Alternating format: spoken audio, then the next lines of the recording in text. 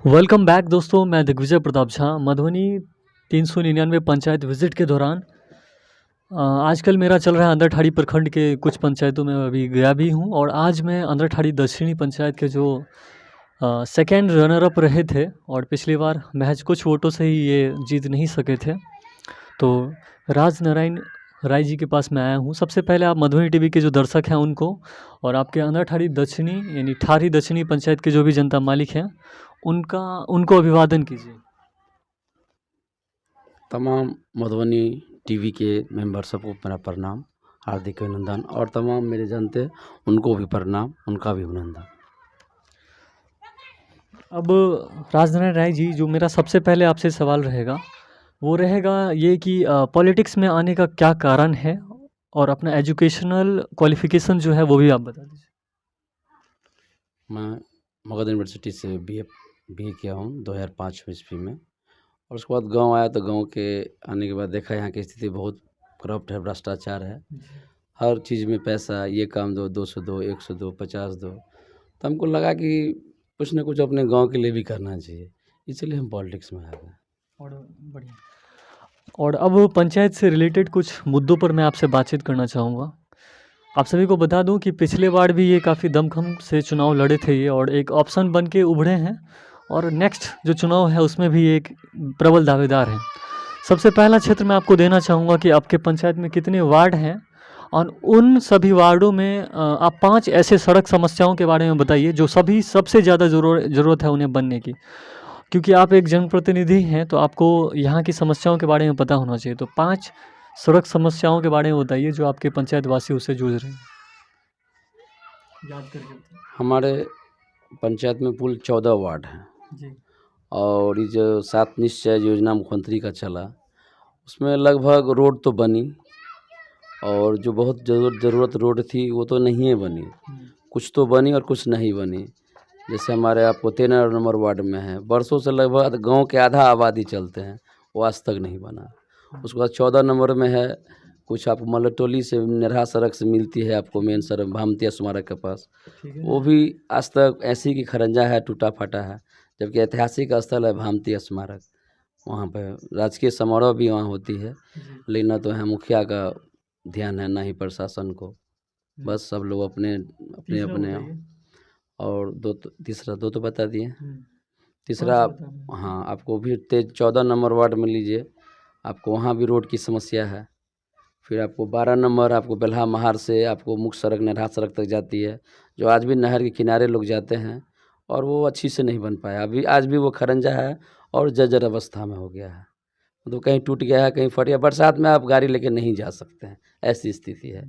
और हम लोग कितने बार कहे हैं प्रशासन को, तो कह रहा है कि कभी पैसा आया तो कभी वहाँ। हाँ जी, वीडियो महोदय को बोले हैं, लिखित आवेदन भी दिए हैं। उसके बाद हमारे मुखिया जी को उनको कहें तो बोला अभी पैसे नहीं आया है और हाँ फंड की कमी है, ये है वो है। हमेशा किसी न किसी बहाने से वो टालते रहते हैं। काम वो वहीं करते हैं जहाँ उनको ज़्यादा कमीशन मिलता है। और कहीं पे समस्या है तो बताइए। समस्या आपको 3 नंबर में है, 4 नंबर में है, हर जगह समस्या आपको हर वार्ड में है। क्या आप आएंगे तो उन समस्याओं का निराकरण करेंगे? बिल्कुल करेंगे, क्योंकि वो पता है कि कहाँ समस्या है। और जहाँ समस्या है वहाँ हम लोग देखे हुए, क्योंकि हम लोग उस समस्या को लेकर मिले हैं, प्रशासन से मिले हैं, मुखिया से मिले हैं, हमारे स्थानीय विधायक MP तक कोई बोले हैं। तो हम जो आएंगे तो पहले वही काम करेंगे ना जो हम कंप्लेन किए हैं, ताकि हमको भी कंप्लेन कोई हमसे ना करे। और मेरा भी सवाल पूछने का यही तात्पर्य रहता है कि अगर आपको समस्या के बारे में पता होगा तब ना आप समस्या का निराकरण करें। Thank you so much. आप देख रहे थे मधुबनी टीवी। हमें फेसबुक, इंस्टाग्राम, ट्विटर, यूट्यूब पर फॉलो कीजिए। वीडियो अगर पसंद आया हो तो प्लीज़ लाइक, कमेंट, शेयर कीजिए। अच्छा, अगला जो मेरा है क्षेत्र वो है मुख्यमंत्री, हमारे माननीय मुख्यमंत्री जी का एक महत्वाकांक्षी योजना है हर घर नल का जल। केनिया विजिट जब उन्होंने किया था तो वहाँ उन्होंने देखा कि ईजिली सप्लाई हो रहा है डीप लेयर का पानी हर घर में बहुत अच्छे तरीके से। और उन्होंने सोचा कि बिहार के भी मैक्सिमम लोग जो हैं सो गरीब गुरबा पानी की वजह से ही, मतलब पेट की प्रॉब्लम, गैस की प्रॉब्लम, बहुत तरह की जो दिक्कतें होती थी वो पानी की वजह से होती थी। तो वो सोचे कि हमारे बिहार के जो लोग हैं गरीब, उनका मैक्सिमम पैसा इनमें इन्वेस्ट हो जाता है, यानी कि स्वास्थ्य समस्याओं पे। तो क्यों ना हम उन्हें शुद्ध जल देंगे ताकि वो स्वस्थ रहेंगे और पैसा भी बचेगा। तो मेन यही उद्देश्य है इस हर घर नल का जल का। अब वो इस पंचायत में क्या है उस पर भी थोड़ा आप टिप्पणी कीजिए। हम लोगों के पंचायत में जो है आपको जल नल का योजना वो कितने पीएचडी द्वारा किया जा रहा पीएचडी, है। हाँ जी, कितने हाँ। प्रोजेक्ट हैं? मतलब ये शायद आपको 1 से लेके 4 तक कोई दूसरे ठेकेदार कर रहे हैं और फिर इधर से कोई टोटल आपको वार्ड कितने हैं? वार्ड 14 14 वार्ड है। 14 में कितने प्रोजेक्ट हैं? 15, 14 कितने? नहीं, आपको कुछ पहले से सुचारू रूप से चल रहे हैं 7, 8, 9 में पीएचडी द्वारा। चल रहा है लेकिन? हाँ, वो पहले से चल रहे हैं, वो आपको पुराना है। जी। और जो नया है हमको, अगर आप कैमरा दिखा सकते हैं, वो देखिए सामने जी, मेरा जी, घर हम के जाएँगे, ऊपर कुछ पड़ा वार्ड हुआ में है। जाएँगे, घूमेंगे। ऐसे ही मतलब पाइप खड़ा है, जी। पानी उसमें नहीं चल तो रहा ये है। चीज़ हर जगह है कि कहीं पे चल भी रहा है? हमारे पंचायत में लगभग जो पुराना है वो चल रहा है, जो पहले से सुचारू रूप से है। जो इधर आपको बना है, नया वो में? कहीं नहीं चल रहा मतलब ये है। 19-20 में जो बना है वो पूरा फ्लॉप है? जी नहीं, दोनों आपको एक हैदराबाद इंफ्रा है, हुँ, वो आपको पीएचडी द्वारा काम कर रही है, आपको 11, 12, 13, 14 हुँ। वो कहीं पानी नहीं चल रहा है। कहीं आपको जल मीनार की समस्या है, ज़मीन का विवाद है, तो कहीं आपको पाइप कटा हुआ है, मतलब कहीं विशिष्ट। फ्लॉप है आपके पंचायत हाँ, में? योजना फ्लॉप चल रहा है समझिए, या अभी तक। ठीक है। अगला सर, मैं ज़्यादातर पंचायत जाता हूँ तो वहाँ पे लोग कहते हैं कि प्रधानमंत्री आवास में और ये शौचालय में अकाउंट में जाने के बाद भी 2000 रुपया ले लिया गया है। इस पंचायत में क्या लगता है आपको, कितने लोगों को अभी तक दिया गया है? और क्या कुछ पैसा लेने का जो काम-धाम है, आवास सहायक मतलब क्या कुछ करता है? या जो भी शौचालय में जो लोग जॉब में हैं या वार्ड सदस्यों के द्वारा यहाँ पे क्या प्रताड़ित किया जाता है लोगों को, उस पे थोड़ा बोलिए?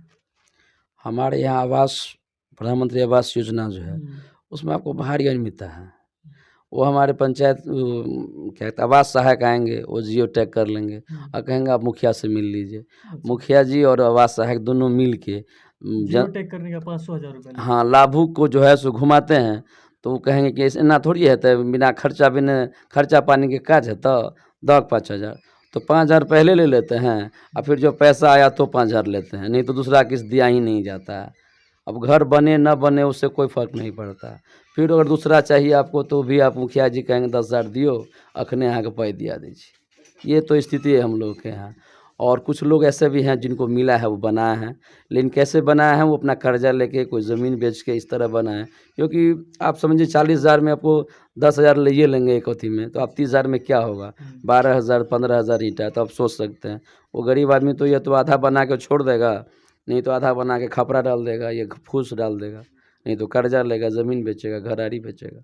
ये स्थिति है हमारे यहाँ, तो दोनों चीज़ में फ्रॉडबाज़ी है। दोनों चीज़ ये में जो आपको। आवास सहायक सब है, ये सब इन सबको कुछ करते नहीं हैं यहाँ की जनता? आवास सहायक को कंप्लेन किया है तो वीडियो कहता है कि एक्शन लेंगे, आप आवेदन लिख के दीजिए। और आवेदन आप कहिएगा तो अभी मेरे पास 10 गो है, दिखा सकते हैं आप आपको। व्हाट्सएप कर दीजिएगा हमें, वो डिस्प्ले में बिल्कुल हम कर देंगे आपको। तो अनियम शौचालय में भी वही हाल है। हाँ, तो ये दोनों पे जो भी आपने अभी तक एक्शन लिया है वो थोड़ा हमको भेजिएगा। अगला मैं आपसे पूछना चाहता हूँ, राशन कार्ड और पेंशन में यहाँ पे क्या कुछ समस्या है लोगों को, और आप क्या इसमें अपना योगदान देते हैं, थोड़ा बताइए? राशन कार्ड में तो आपको समस्या है ही यहाँ पे, क्योंकि जैसे मान लीजिए कुछ लोगों का आधार कार्ड एक्टिव नहीं है, उसमें आपको नहीं, तो उससे क्या होता है उनको मिलता नहीं है राशन। और वो जो है सो कभी डीलर के यहाँ कभी ब्लॉक का चक्कर लगाते हैं। कुछ लोगों का नाम छूट गया है तो वो नाम जुड़ाने के बहाने घूम रहे हैं, तो ये भी एक बहुत बड़ी समस्या है। इसी बार आपको फ्री वाला जो है अनाज सरकार दी थी आपको, हमारे मुखिया जी का बेटा डीलर है, वो इस बार फ्री वाला अनाज दिया ही नहीं, कहा कि अब आएंगे तो देंगे, और वो दिया ही नहीं, कहा कि ख़त्म हो गया, अब योजना ही ख़त्म हो गया। जबकि भारत सरकार द्वारा वो आपको नवंबर दिसंबर तक था, और सर सुने कि उसको अब मार्च तक किया गया है। जी। तो इस बार भी उसका अनाज नहीं दिया गया, कुछ डीलर दिए हैं, और हमारे मुखिया जी के यहाँ तो सबसे ज़्यादा यूनिट है, उनके यहाँ कम से कम आपको 10,000 लगभग यूनिट है कि 8,000, हम कन्फर्म नहीं है, लेकिन उनको 5, 6, 7 वार्ड है, और उनका बेटा खुद डीलर है। सबसे बड़ी बात तो ये है वही नहीं देते कि आज तक इस तरह का बिहार में कोई गज़ट नहीं है कि हम मुखिया हैं और मेरा बेटा तो डीलर हो जाए, ऐसा नियम कहीं नहीं है। मेरे कंप्लेन करने के बावजूद आवेदन हम दिए एसडीओ सर को, केस किए हैं, फिर भी कोई मतलब सिस्टम पता नहीं क्या हो रहा है, अंधेर नगरी चौपट राजा। पंचायत में सरकार भवन है? नहीं, बिल्कुल नहीं जमीन है। है पंचायत की? पंचायत भवन का ज़मीन है, और उस सरकार भवन क्या कहिएगा, शौचालय भवन कह सकते हैं। और न यकीन हो तो प्रखंड मुख्यालय से जुड़ा हुआ है, आप जाइए वहाँ, अगर वहाँ 5 मिनट आप खड़े रह के दिखा सकते हैं शौचालय भवन है? तो हम 5,000 रुपये इनाम देंगे आपको। इतनी बदबू करती है, पर चारों तरफ सुसु जो करता है, तो नीचे तक जहाँ तक लोग झंडा तोलन किए हैं उसके हमको लगता है वहाँ तक आया है नज़दीक शहर तक। दीवारी कर देना चाहिए चारों तरफ। ये तो अथी स्थिति है पंचायत भवन का, और क्या आपको पता है। सामुदायिक भवन है आपकी पंचायत में? हाँ, समुदाय भवन का अभाव नहीं है, खूब है। हाँ, हर वार्ड में लगभग है, लेकिन प्राइवेट है वैसी या सरकारी है? नहीं नहीं, वो आपको प्राइवेट किसी कोई विधायक जी बनवाया है, मुखिया जी तो नहीं बनवाए एक भी, जी। विधायक जी बनवाए हैं, एमपी महोदय बनवाए हैं, वो भी पुराना है। वो भी आपको रख रखाव का अभाव में आपको जर्जर स्थिति में हो गया है, उसकी भी देखभाल की ज़रूरत है। लेकिन हम लोग कितना बार दिए हैं लिख के, तो बोले हैं कि 15वीं योजना आया है, तो उसके अंतर्गत आप ठीक करवा सकते हैं। जल जीवन हरियाली में क्या कुछ रहा आपके पंचायत का योगदान? मेरे यहाँ जल जीवन हरियाली में पंचायत में कोई ऐसा पोखरा सब है अगल-बगल? मेरे पंचायत में ऑलरेडी कम से कम 18 या उससे 18 गंडा कितना बोलते हैं देहात में, उतना पोखरा है। किसी पर और सब लेकिन उपेक्षित है। और सारा वैसे ही है, किसी का महार ढह गया है, तो कोई पानी से भर के उथड़ हो गया है, मतलब उसका कोई उड़ाही का व्यवस्था नहीं मनरेगा की किया जा तरफ से रहा। कुछ नहीं किया गया। नहीं, मनरेगा से सिर्फ आपको मनमानी हुआ है, लूट हुआ है। हाँ, मनरेगा से मनमानी हुआ है। बिल्कुल।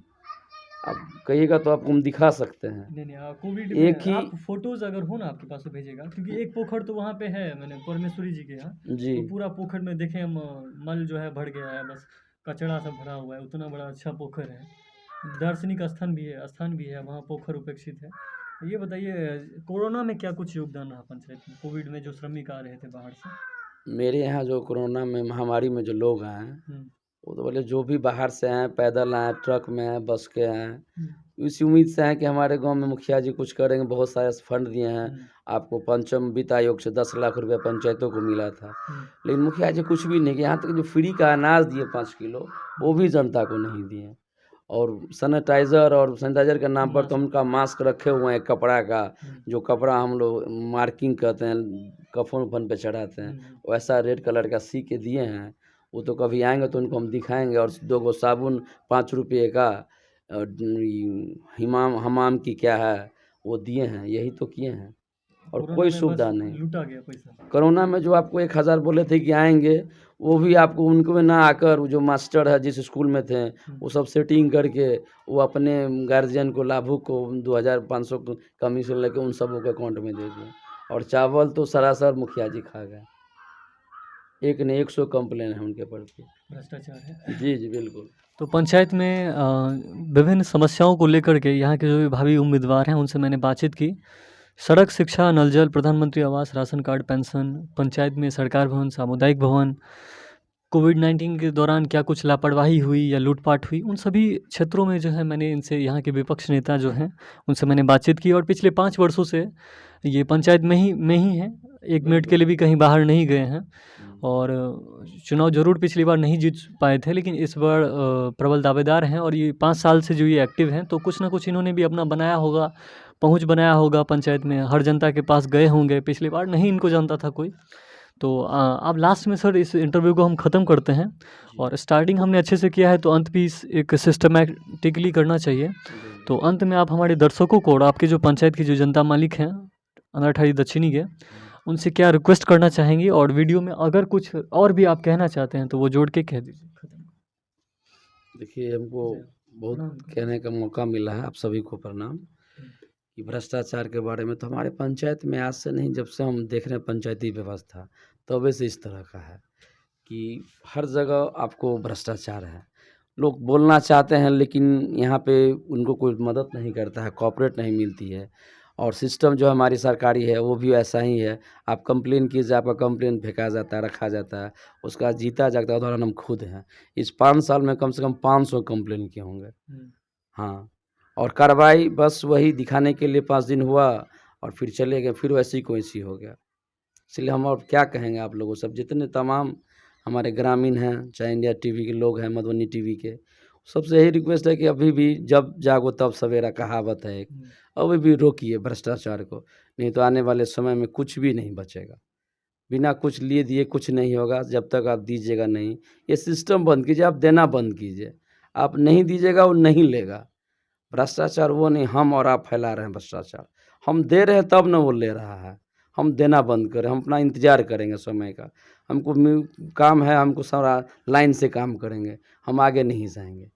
और ये हम और आप ठान लें तो भ्रष्टाचार ज़रूर ख़त्म होगा। थोड़ा-सा इंतज़ार कीजिए, सब्र कीजिए, काम होगा ही, सभी लोगों का काम होगा। लेकिन हम और आप करते क्या हैं, अपने आगे के फेर में बस भ्रष्टाचार बढ़ाते हैं, घूस देते हैं, पैसा देते हैं तभी ना कोई पैसा लेता है। कोई हमारे आपसे पॉकेट से छीन तो नहीं रहा। इसलिए भ्रष्टाचार का सबसे बड़ा जड़ हम लोग हैं। हम लोग सुधरेंगे तभी भ्रष्टाचार खत्म होगा। इसी के साथ आपसे बहुत-बहुत धन्यवाद। प्रणाम। सही बात है और सत्ता में रह के ही समाज का विकास किया जा सकता है। विपक्ष में रह के आप विरोध कर सकते हैं, लेकिन जब तक आप जीतेंगे नहीं तब तक कुछ नहीं कर सकते हैं। इसीलिए एक बार मौका भी दीजिए। बहुत-बहुत धन्यवाद। Thank you so much. आप देख रहे थे मधुरी टीवी। हमें फेसबुक, इंस्टाग्राम, ट्विटर, यूट्यूब पर फॉलो कीजिए। वीडियो अगर पसंद आया हो तो प्लीज़ लाइक, कमेंट, शेयर कीजिए।